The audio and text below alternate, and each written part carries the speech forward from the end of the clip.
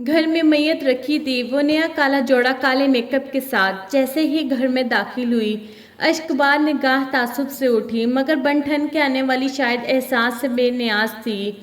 फिर यके बाद देख रहे ऐसे कई चेहरों से लाउंज भर गया। इधर मैयत के अजीज़ों के अजीज़ कफन दफन के इंतजामात के साथ देगों की तैयारी में भी मसरूफ़ हो गए।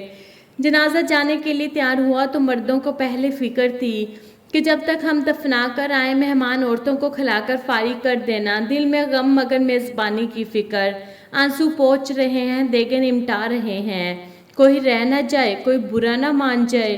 फोतगी का दूसरा दिन, सूजी सूजी आंखें, भारी होता सर, मगर भरपूर लवाजमात के साथ नाश्ते निमटाए जा रहे हैं।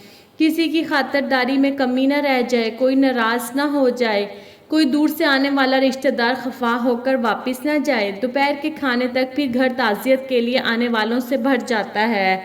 भरपूर मेहमान नवाजी की जाती है। गम से थके हारे वजूद जिनके घर का फर्द हमेशा के लिए बिछड़ गया, इससे बेपरवाह किसी को गरम बिरयानी चाहिए तो किसी को गरम नान तो किसी को गरम कौरमा।